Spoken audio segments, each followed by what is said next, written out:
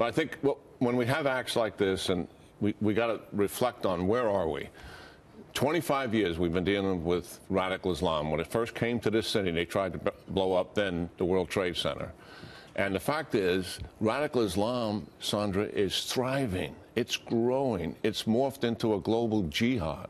Al-Qaeda, despite all the victory laps we took after killing Osama bin Laden in 2012, is alive and well. ISIS, when we pulled out of Iraq and left that place alone, grew from several hundred fighters in 2012, several hundred, to 30,000 in 18 months, using the internet to recruit an entire organization. That organization is now in 30 countries. It is the organization that motivated this youngster to conduct an attack on people in this country. 29 years old, coming from Uzbekistan. Population 30 million people, 88% of that population is Muslim, mostly Sunni. What more can you tell us about Uzbekistan and its ties to terror?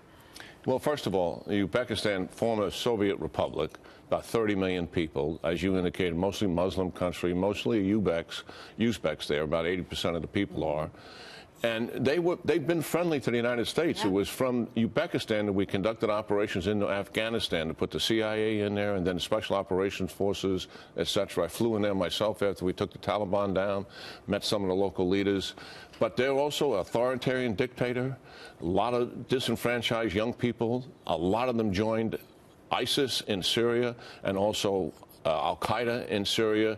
This guy probably left the country like a lot of other Uzbeks did because he's dissatisfied. And a struggling economic situation there as well.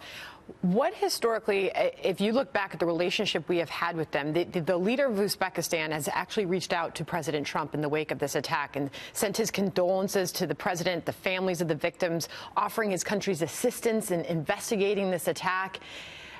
In the wake of this, you're hearing a really friendly response from this country. Well, it's not an unfriendly country to us. As I said, they cooperated with us with dealing with Afghanistan and the Taliban.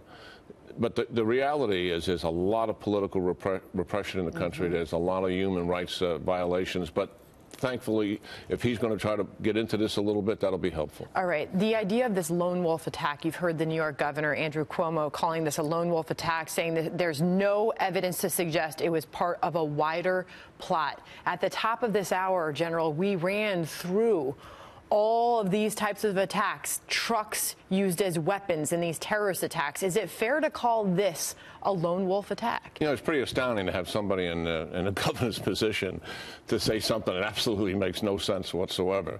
This individual has committed himself to the ideology of a worldwide terrorist organization called ISIS. And he's in regular communication with it, I'm assuming, at least on the internet. ISIS runs a virtual caliphate on the internet. Their operations are sophisticated on the internet. We're trying to push back against it.